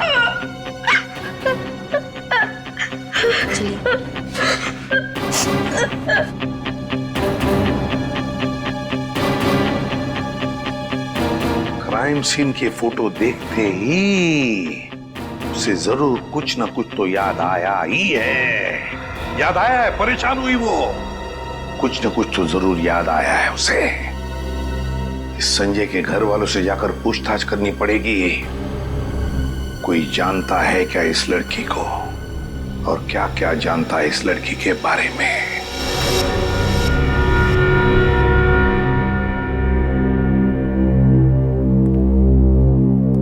हमारा तो सब कुछ लुट गया। संजय और अजय हमारी दुआ की थी, हमारे दुआ की छीन। ऑफिसर, अब छोड़ना मत उस खूनी को, फांसी दे देना। धीरज रखिए माँ जी, खूनी जो कोई भी है बचेगा नहीं। पूर्वी, सर, आप ये फोटो देखिए, क्या आप इस लड़की को जानते हैं?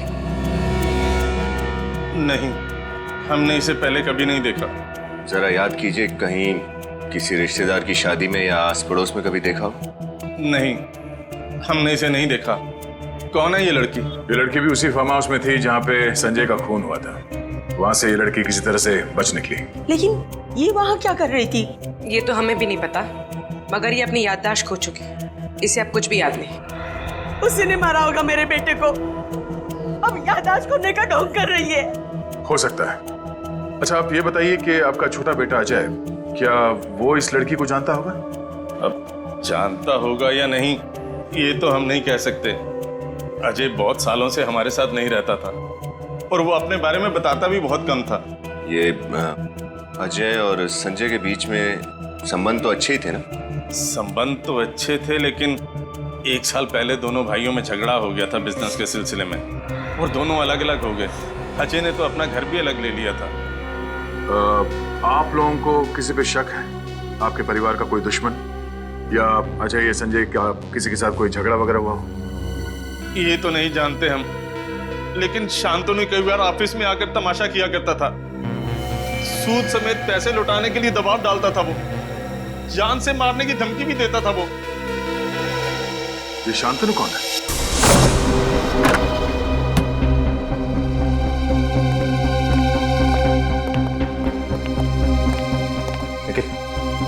इस घर की अच्छी तरह से तलाशी लेते हैं। सर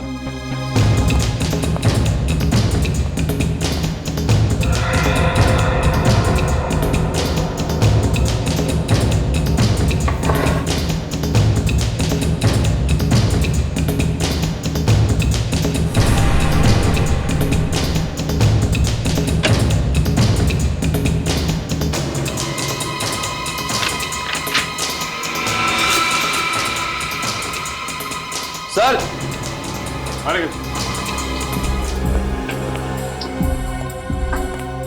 ये देखिए सर, लड़की के कपड़े।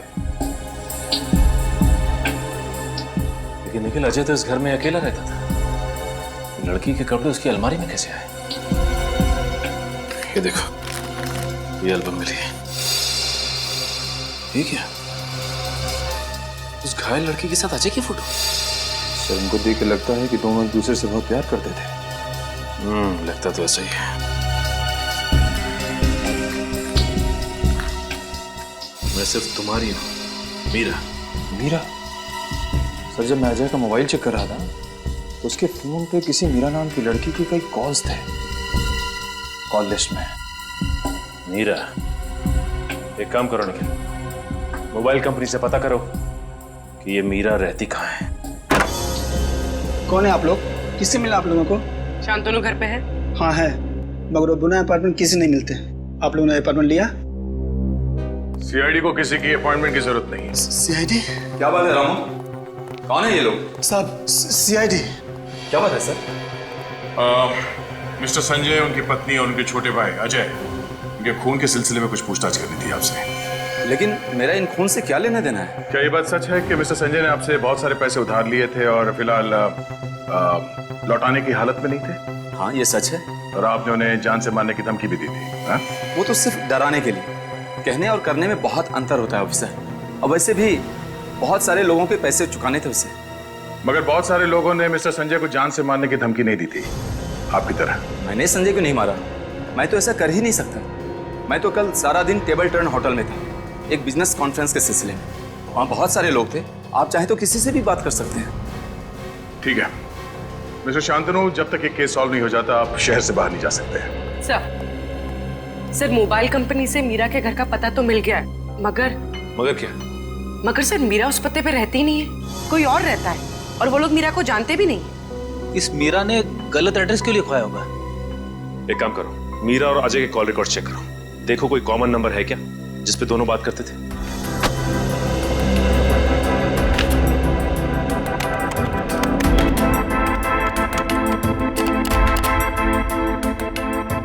सर ये मीरा ने कुछ स्केचेस बनवाए हैं। लगता है मीरा को स्केचेस बनवाने का बड़ा शौक था। स्केच को देख के लगता है जैसे मीरा बचपन से ही अनाथ और गरीब थी। ये स्केच देखिए सर, इसमें कई सारे लोग एक लड़की का ऑटोग्राफ ले रहे हैं। कहीं मीरा को एक्ट्रेस बनने का शौक तो नहीं है? हो सकता है फ्रेडी, और इसी वजह से वो किसी और जगह से यहाँ पे आई थी। ये क्या? ये तीसरे स्केच में ये लंबी सड़क बनी हुई है और ये देखो ये एम का निशान। कहीं ये रेस्टोरेंट या नाइट क्लब का नाम तो नहीं है? हो सकता है।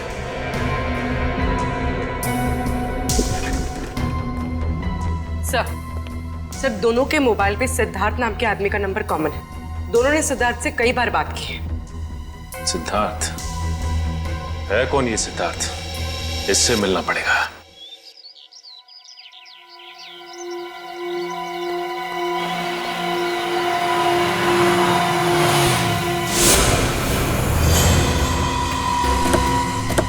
सिद्धार्थ, सिद्धार्थ, पकड़ो से, बचना नहीं चाहिए।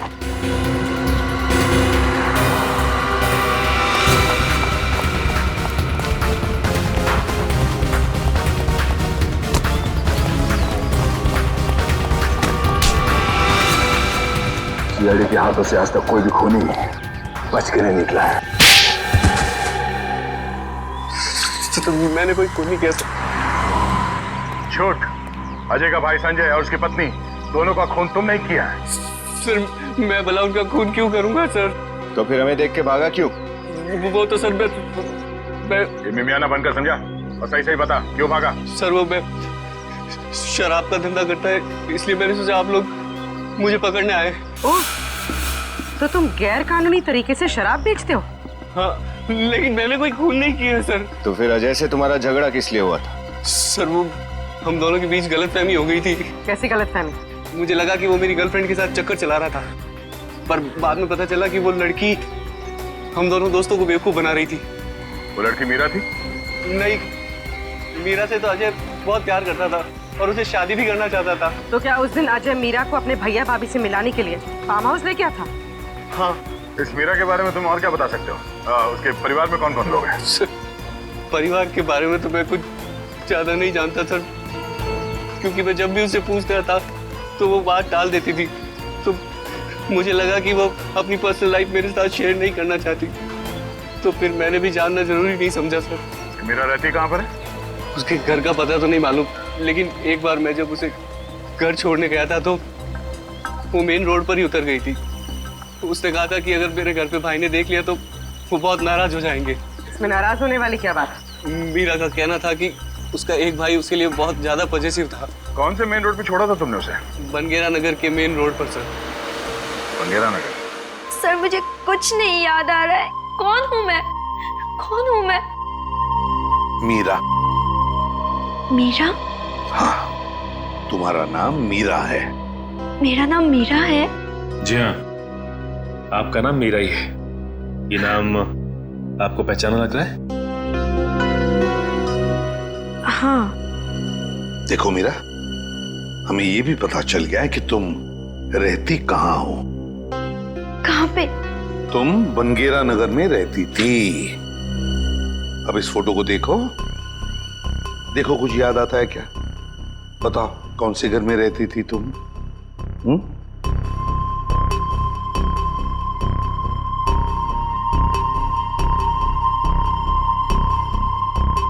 कुछ याद आ रहा है ना इस घर को देखकर? इस घर को देख के ऐसा लग रहा है कि मैंने पहले भी इस घर को कहीं देखा है। तो फिर मीरा, हम तुम्हें इस जगह पर लेकर जाएंगे, तुम्हें और भी कुछ याद आ जाएगा। सर इस स्केच में एम अक्षर का मतलब पता चल गया सर। सर एम से एक नाइट क्लब है मोजो, और इस नाइट क्लब के बाहर भी ऐसे ही एम अक्षर लिखा हुआ है। इसका मतलब है जो कुछ भी हुआ था मीरा के साथ इस मोजो नाइट क्लब में ही हुआ है। मोजो नाइट क्लब में जाकर पता लगाओ क्या हुआ था मीरा के साथ।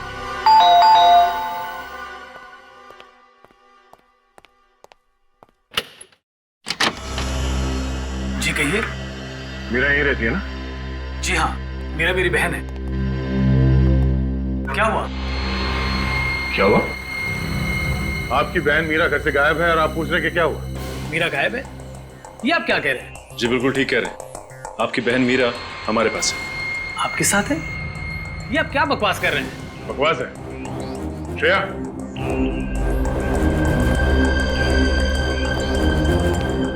भैया मुझे तो लगा था कि मैं आपको कभी दोबारा देख ही नहीं पाऊंगी। कौन है ये लड़की? ये आपकी बहन मीरा है? ये मेरी बहन नहीं है, मैं तो इसे पहचानता भी नहीं। क्या हुआ भैया? ये मेरी बहन है मीरा। ये आपकी बहन मीरा है? जी। तो फिर ये कौन है? मुझे क्या मालूम सर, अगर आपको यकीन नहीं आता तो मीरा अपना आईडी प्रूफ लेके आना। तो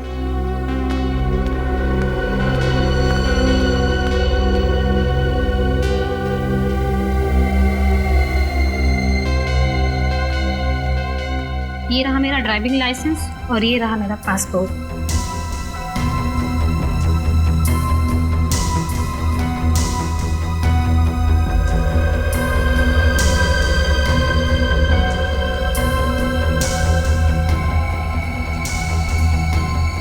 तकलीफ के लिए माफी चाहते हैं। Thank you.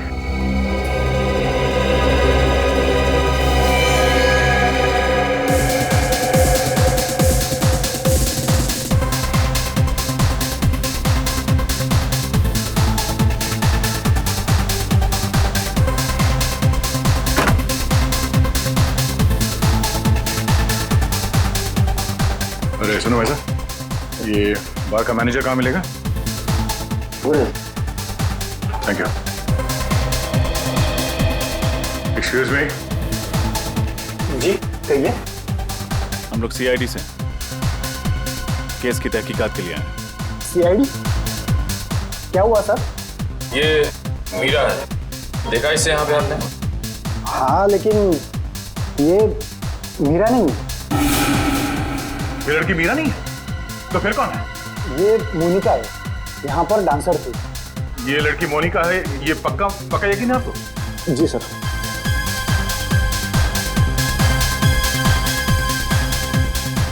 ये देखिए सर, यही है ना वो? सर लड़की तो वही है, लेकिन अपना नाम बदल कर क्यों घूम रही है? अच्छा, इस लड़की से कोई यहाँ मिलने आता था? कोई खास उसका? जी सर, गणपत नाम का एक आदमी से हमेशा मिलने आता था। ये गणपत कौन है? सर ये कास्टिंग मैनेजर है।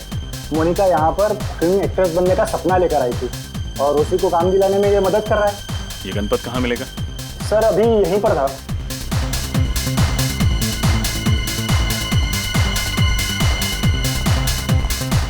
यहीं पर तो था, शायद बाहर गया होगा। हाँ okay okay okay okay okay ठीक है।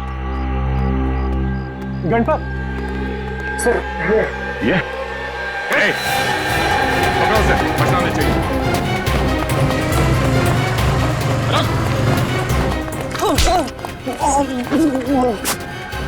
मोनिका के बारे में क्या जानते हो? मैं तो बस इतना जानता हूँ साहब कि मोनिका को काम और पैसों की बहुत जरूरत थी और मैं उसे बस बड़े बड़े पार्टीज में डांस करने के लिए भेजता था साहब। लेकिन ये मोनिका मीरा कैसे बन गई? मीरा? उसके बारे में मुझे कुछ पता नहीं साहब। सोच ले, सच उगलवाने के तरीके और भी हमारे पास। मैं सच बोल रहा हूँ साहब, मोनिका से मीरा वो उस विकी की वजह से बनी है। वो कौन विकी? वो उसे एक पार्टी में मिला था साहब और पता नहीं वो किस काम के लिए उसे कितने पैसों के लालच दी, मुझे पता नहीं साहब। तो विकी करता क्या है? विकी वो नई पुरानी गाड़ियों को खरीदने बेचने का काम करता साहब। विकी? ये विकी विक्रम तो नहीं? हाँ शायद वही है साहब। सर इस विक्रम ने हमसे झूठ क्यों बोला? अब ये तो विक्रम ही बताएगा। सर दोनों को माथे और छाती में गोली मारी गई है, बिल्कुल उसी तरीके से जैसे संजय के परिवार वालों को मारा गया था। सर शायद खूनी इस खिड़की से आया होगा, इन दोनों का खून किया और वापस वहीं से चला गया।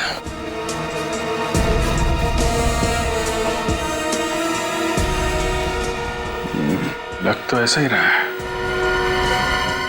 लेकिन किसी ने इन दोनों भाई बहनों को मारा क्यों होगा? सर ये विक्रम सर की बहन नहीं थी। तो फिर कौन थी? विक्रम सर की सेक्रेटरी पूजा। तो मतलब विक्रम ने झूठ कहा हमसे? इसका ऑफिस अच्छी तरीके से छान मारो, देखो और क्या क्या मिलता है। आप लोगों ने खूनी को देखा?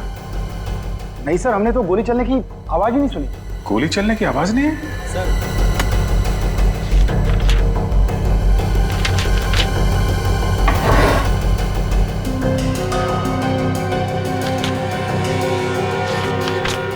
सर ये पेपर्स मिले,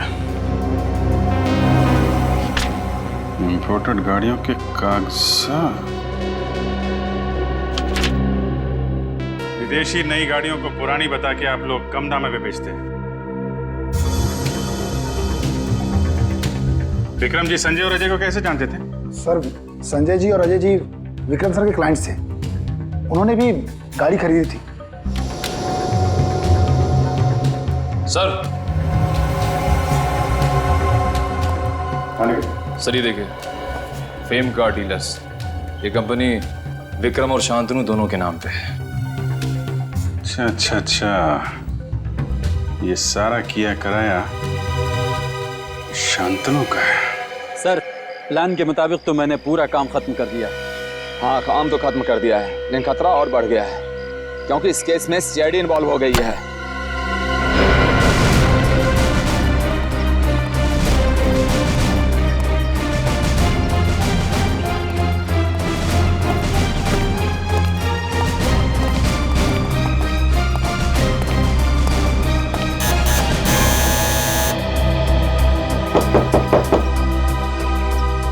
कौन?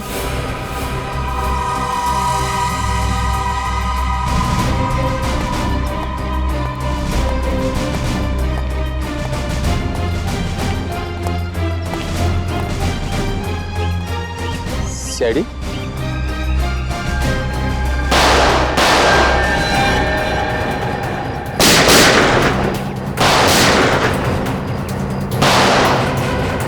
विनीत,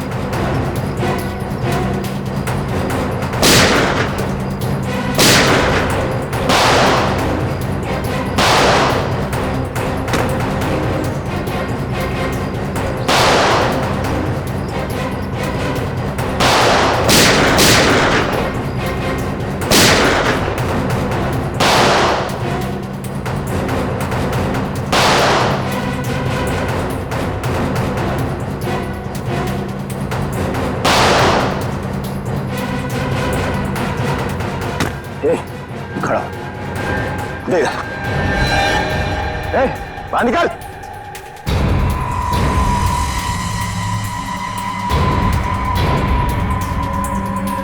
गन नीचे, हाथ ऊपर, इधर आ।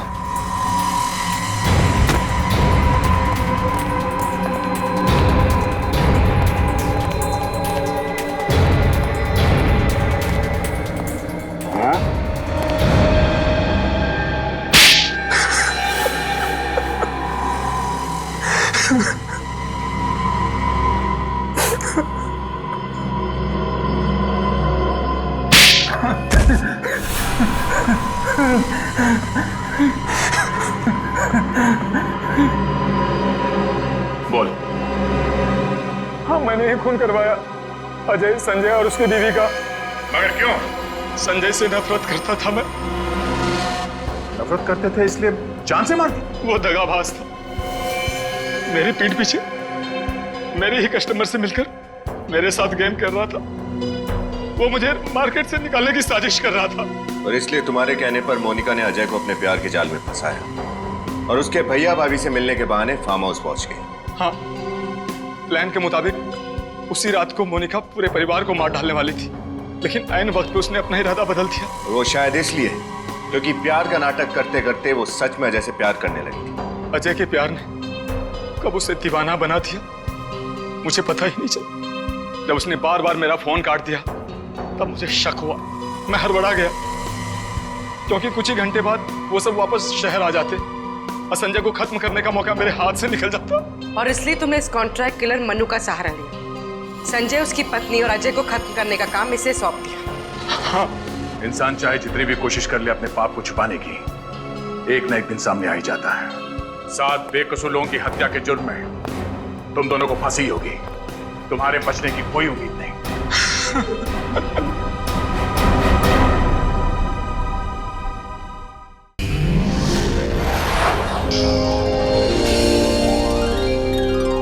CID के और भी मजेदार और सस्पेंस से जुड़े एपिसोड्स को देखने के लिए हमारे चैनल को सब्सक्राइब करें और बेल आइकॉन दबाना ना भूलें।